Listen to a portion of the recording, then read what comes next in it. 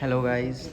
तो आज तीज है और यहाँ पे दीदी आरती के लिए तैयारी कर रही है। आरती और कथा भी सुनाएगी। आज तीज है।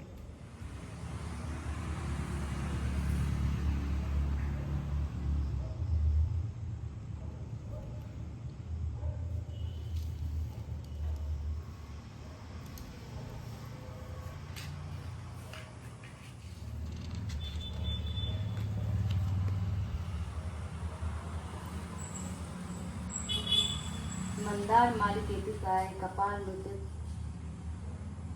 तसी खराय दिगंबराय नमः शिवाय च नमः शिवाय कैलास साकिर स रमे गौरी पुष्टि शरणम गृहाद गुरंतर गुहा कथक महेश्वर सर्वा सर्वोदम महत्तम परशोन्यता मया नाथ तथ्य ब्रह्मा मतामत के त्वहि मया प्राप्त पोतदान जी दिगंबर नंगे हैं ऐसे श्री पार्वती तथा शिव जी को प्रणाम करता हूँ।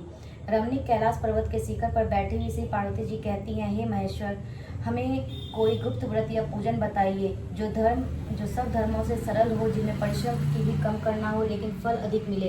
हे नाथ, यदि आप मुझे उस पर प्रसन्न हैं तो कृपया यह विधान बताइए। हे प्रभु, किस तप व्रत या दान से आदि मध्य को अंतर्रहित जैसे आप महाप्रभु हमको प्राप्त हुए हैं। शिव जी बोले, हे देवी सुनो, मैं तुमको एक व्रत जो मेरा सर्वस्व और छिपाने योग्य है लेकिन तुम्हारे प्रेम के वशीभूत होकर मैं तुम्हें बताता हूँ।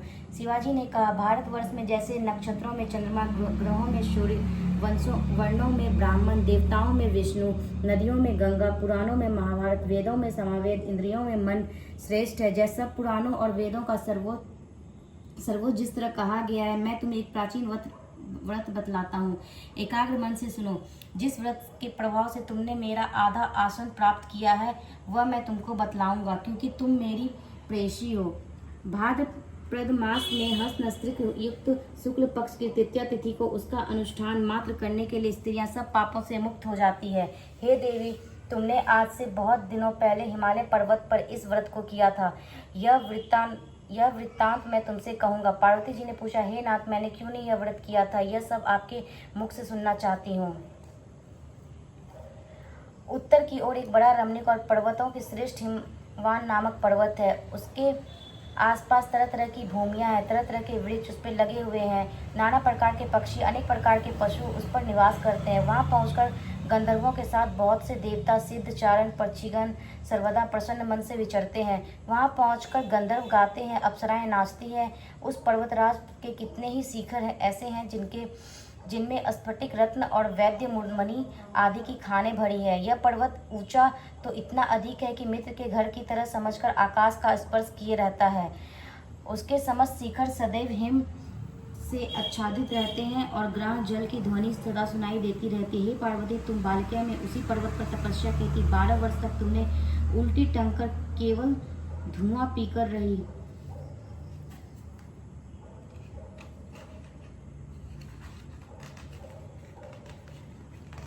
चौसठ वर्षों तक सूखे पत्ते खाकर माघ मास में तुम जल में बैठी रहती थी। वैसाख की दोपहरिया में पंचाग्नि तापती थी।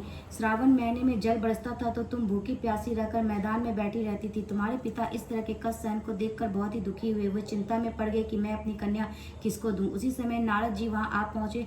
मुनि श्रेष्ठ नारद जी उस समय तुम्हें देखने गए थे। नारद जी को देखकर गिरि ने अर्घ्य पाद आसन आदि देकर उनकी पूजा की। हिमवान बोले, हे स्वाभिमान, आप किस लिए आए हैं? मेरा अहोभाग्य है, आपका आगमन मेरे लिए अच्छा है। नारद जी ने कहा, हे पर्वतराज सुनो, मैं भगवान विष्णु का भेजा हुआ आपके पास आया हूँ। आपको चाहिए कि यह योग्य कन्या रत्न किसी योग्य वर को दें। भगवान विष्णु के समान योग्य और ब्रह्मा, इंद्र और शिव इनमें से कोई नहीं है। इसलिए मैं यही कहूँगा कि आप अपनी कन्या भगवान विष्णु को ही देवें।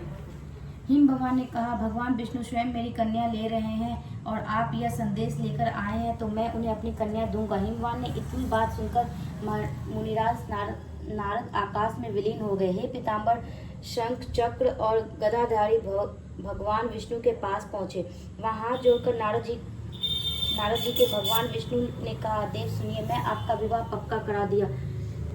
उधर हिमवान ने पार्वती के पास जाकर कहा, हे पुत्री, मैंने तुम्हें भगवान विष्णु को दे डाला। तब पिता की बात सुनकर बिना उत्तर दिए ही अपनी सखी के घर चली गई। वहीं जमीन पर पड़कर तुम बड़ी दुखी होती हुई विलाप करने लगी।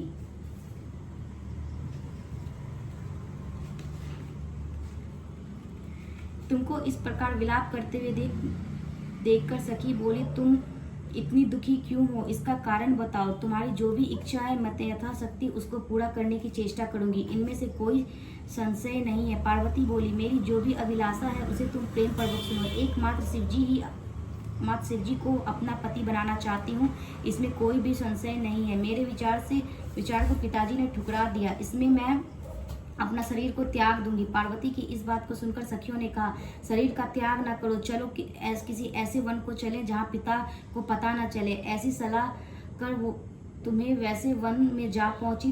उधर तुम्हारे पिता घर घर तुम्हें खोजने लगे, दूतों द्वारा खबर देने लगे कि कौन देवता या किन्नर मेरी पुत्री को हरण करके ले गया है। उन्होंने मन ही मन में कहा, मैं नारद जी के आगे प्रतिज्ञा कर चुका हूँ कि अपनी पुत्री भगवान विष्णु को दूंगा। ऐसा सोचते सोचते हिमवान मूर्छित हो गए।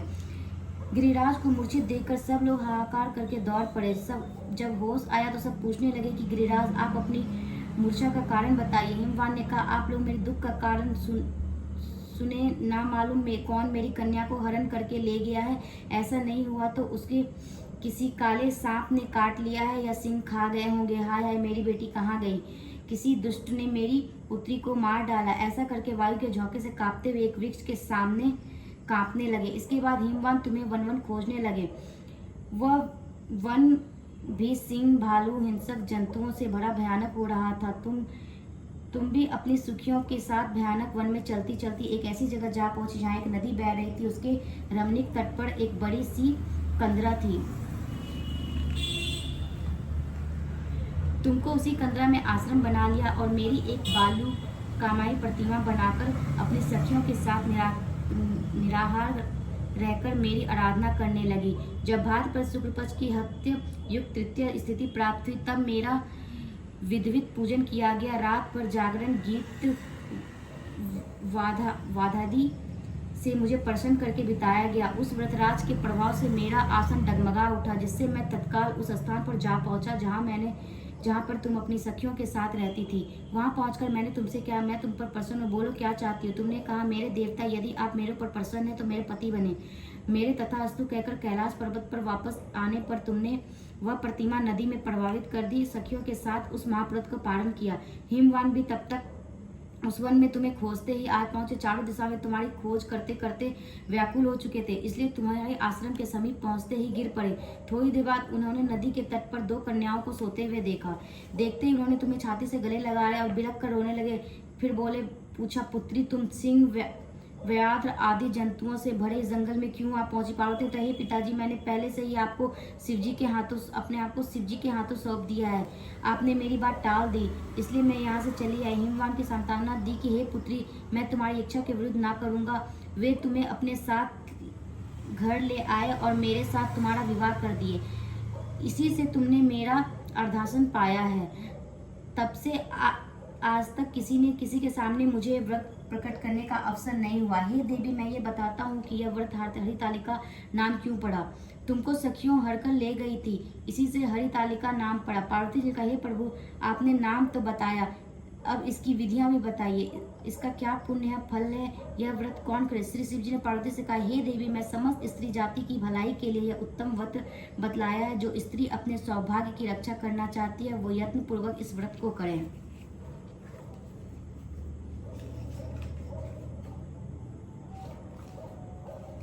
केले के खंभे आदि से सुशोभित होकर एक सुंदर मंडप बनाए। उसमें रंग बिरंगे रेशमी कपड़ों से चंदोवा लगाए। चंदन आदि सुगंधित द्रव्यों से मंडप लिपवावे।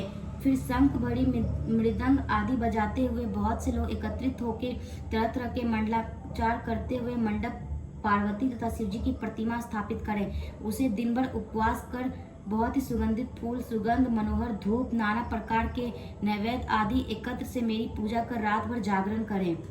उस पर जो जो वस्तुएं गिनाई गई है उनके अतिरिक्त नारियल, सुपारी, जम्बीरी, नींबू, लौंग, अनार, नारंगी आदि जो फल प्राप्त हो सके उन्हें इकट्ठा कर लें। उस ऋतु में जो फल तथा फूल मिले विशेष रूप से दे रखें। इसके बाद धूप दीपादि पूजन करके प्रार्थना करें। हे शिव रूपिणी, हे मंगले, सब अर्थों के देने वाली, हे देवी, हे स्वरूपे, आपको नमस्कार है। हे स्वरूपे, आपको सदा के लिए नमस्कार। हे ब्रह्मा रूपी, आपको नमस्कार है। हे जगधात्री, आपको नमस्कार है। हे शिवायनी, संस्कार के भव्य भव्य मूर्ति, मुझे दीक्षा करने के लिए, इस कामना की पूर्ति करने के लिए मैंने आपकी पूजा की है। हे पार्वती, मुझे राज्य और सौभाग्य दे, मुझ पर प्रसन्न हुए। इसी मंत्रों से पार्वती तथा शिव जी का पूजन करें। तदंतर विधि पूर्वक कथा सुने और ब्राह्मण को वस्त्र, गौ, सुदर्भ, सुवर्ण आदि देवे। इस तरह एकत्रित होकर स्त्री पुरुष दोनों एक साथ पूजन करें। फिर वस्त्र आदि जो हो सके उसका संकल्प करें। हे देवी, जो स्त्री इस प्रकार पूजन करती है वह सब पापों से छूट जाती है। उसे 7 जन्म तक सुख तथा सौभाग्य प्राप्त होता है। जो स्त्रियां तृतीय तिथि को व्रत न कर अन्न भक्षण करती है वो 7 जन्म तक बंध्या रहती है। उसको बार बार विधवा होना पड़ता है। वो सदा दरिद्र, पुत्र शोक से शोकाकुल स्वभाव की, लड़ाकी तथा दुख भोगने वाली होती है। और उपवास न करने वाली स्त्री अंत में घोर नरक में जाती है। मांसाहार करने से बाघिन, दही खाने से बिल्ली, मिठाई खाने से चींटी और कुछ खाने से मक्खी होती है। तीज को अन्न खाने से सुकड़ी, फल खाने से बंदरिया, पानी पीने से जोंक, दूध पीने से सापिन, उस रोज सोने से अजगरी और पति को धोखा देने से मुर्गी होती है। इसलिए सभी स्त्रियों वस्त्र अवश्य करें। दूसरे दिन सुवर्ण, चांदी, तांबा अथवा बांस के पात्र में अन्न भरण करके ब्राह्मण को दान दें, उसका पारण करें। जो स्त्री इस प्रकार व्रत करती है वह मेरे सम्मान पति पाती है। जब वह मरने लगती है तो तुम्हारे सामान उसका रूप हो जाता है। उसे सब प्रकार के सांसारिक भोग और सायुज मुक्ति मिल जाती है। इस हरितालिका की व्रत कथा मत सुन लेने से प्राणी 1000 अश्वमेध और सैकड़ों वाजपेयी यज्ञ करते का फल प्राप्त करता है। हे देवी, मैंने यह सब व्रतों में उत्तम व्रत बतलाया है जिसके कारण से प्राणी सब पापों से छूट जाता है। इसमें कोई भी संशय नहीं है।